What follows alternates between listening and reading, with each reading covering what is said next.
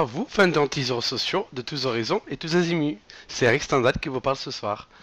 Alors aujourd'hui, on tenait à vous faire cette petite vidéo car une affaire a pris bien plus d'ampleur qu'elle ne devait et en définitive, on nous a posé un traquenard sur Skype avec Kevin et Mister Bidet.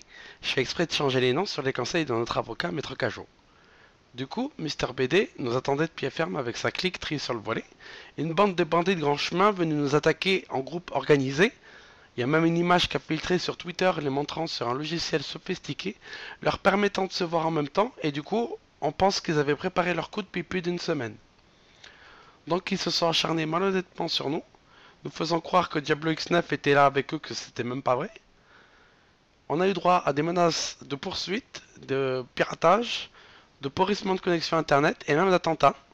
Et quand on a voulu s'excuser, parce qu'on voyait bien que Mister BD n'allait pas le faire, il nous a dit allez vous faire voir, on a passé le point de nos limites. Donc, avant d'entrer dans le vif du sujet de mon argumentaire, je vais vous faire vite fait le topo sur ces criminels en puissance. Donc, je vais procéder par ordre de dangerosité et de malhonnêteté. D'abord, Momo Lastico. Alors, en fait, oui, je le mets dans les moins dangereux parce que j'ai parlé avec lui pendant l'écriture de mes textes pour la vidéo. Et en fait, il est plutôt sympa. Elle me dit que c'était bien ce qu'on faisait, même s'il a effacé la phrase où il le dit après, sans doute par peur de représailles envers Mister Bidet. Du coup, je pense qu'il a été manipulé à l'insu de son plein gré. Du coup, s'il fait des vidéos, je serais ravi de les regarder avec un regard gentil. Ensuite, il y avait Alex, mon réalisateur. Alors lui, il s'est aussi laissé emporter par la vague. Je pense que c'était parce qu'il connaissait pas beaucoup de mots, du coup il voulait pas paraître bête à essayer de parler. Vademecum. Alors lui, il avait une toute petite voix. Au départ, j'ai cru qu'il était castré avec un accent italien, alors qu'en fait, c'était juste parce que c'était un petit. Et du coup, il n'avait pas le droit de parler fort à cause de son papa. En plus, il vient du Canada, donc je pense que ça doit pas être cool sa vie tous les jours. Ça doit être comme ça qu'il a pris le réflexe de parler tout bas et d'être méchant.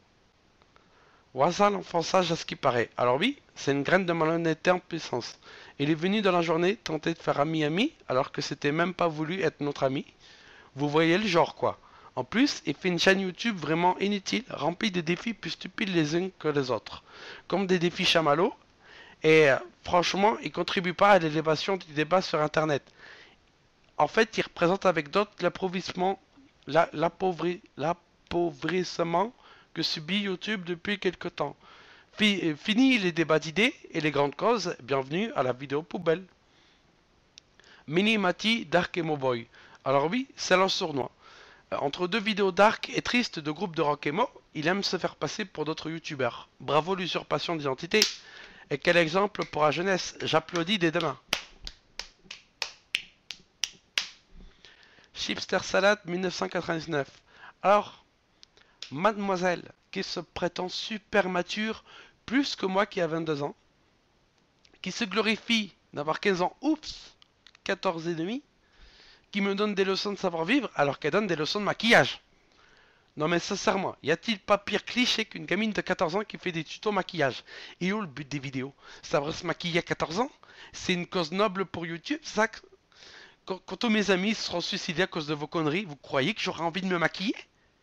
Au bout d'un moment, faut savoir prendre sa vie en main et faire des trucs constructifs ou instructifs, mais pas sur le maquillage, voyons. Bee Gees Impro Trick. Alors oui, c'est le gourou, presque aussi dangereux que Mister Bidet. Il utilise sa grosse voix maléfique pour dominer les gens et espère ainsi tirer bénéfice de la peur. Il critique justement notre cause en disant qu'on fait des trucs pas bien, alors que c'est un voyou qui se permet de faire des vidéos où il se moque impunément des gens innocents, juste pour son bon plaisir. Et en plus, il pète largement plus haut que son cul. Il doit avoir un sérieux problème de complexe d'infériorité pour agir avec autant de cruauté. En plus, ce qu'il fait, c'est nul. C'est juste un gars qui commente une vidéo qu'il a pas su faire lui-même, avec des arguments tirés du dernier journal de Mickey, dont il doit être un lecteur aiguillé. Enfin, nous arrivons au boss des internets de la Champagne-Ardenne, j'ai nommé Mister Bidet. Après le malentendu qu'il nous a opposé, on comptait faire la paix avec lui parce que c'est vrai que c'était pas cool ce qui s'était passé. Mais voilà, il y a des choses qui passent pas, comme utiliser des enfants. Non mais, allons quoi, utiliser des enfants pour tenter de nous discréditer. Il n'y a qu'à la télé qu'on voit ce genre de truc. En plus, il nous a avoué avoir fait des vidéos depuis plus de 2 ans. Mais qu'est-ce que t'as fait pendant tout ce temps, Mister Billy? T'es juste un youtubeur de base, un Cyprien 4.0 en bêta depuis 2 ans. T'as ni de propos, ni la cause, ni l'humour. T'es juste un mec parmi la foule de podcasteurs moisis pullulants sur le net. Tu parles de sujets de la vie quotidienne. Il est où le propos? Tu vas faire une vidéo sur la chaleur et tu seras content parce que les gens ils vont y dire ah oui, c'est vrai, il fait chaud, il a raison. C'est pour ça que tu t'es lancé dans la vidéo YouTube. Et en plus de tout ça, tu te réunis en bande pour faire des menaces de piratage. À 32 ans, quoi. À 32 ans, le gars, sa principale occupation, c'est de détruire des sites internet. Bravo, bravo à la moyenneté. Anti-zéros sociaux, tout là-bas bien haut, nous gardons notre honneur, fierté au drapeau, sang et tonnerre. On ne nous met pas plus bas que terre, on protège les innocents, même si on doit y perdre notre sang. Alors, je te demande pas d'arrêter tes vidéos parce que, loin de là, je suis pas une personne bien placée pour dire ça. Enfin, c'est pas, je veux pas te dire ça, c'est parce que c'est pas le propos. Ce que je te dis, c'est que quand on fait preuve de malhonnêteté évidente, comme toi, et que au bout d'un moment, il faut qu'on se remette en question. Si ta page ne tourne pas depuis un an, c'est qu'il y a une raison évidente, et que c'est pas la peine de vouloir pirater un groupe qui monte vachement vite que t'en es jaloux. Tu continues de montrer au net que les youtubeurs se tapent dessus pour un oui, pour un non, ou pour des ribambelles de ritournelles. Moi je dis stop. Moi je dis voilà, on fait tous la paix, on combat la criminalité sur le net. Moi je dis il faut qu'on soit soudés contre la noirceur qui se cache dans les réseaux. Parce que moi je te dis une chose, Mister Bidet, la communication sur YouTube, c'est un grand pouvoir. Et un grand pouvoir, ça implique de faire gaffe. Say, what the hell is your name anyway?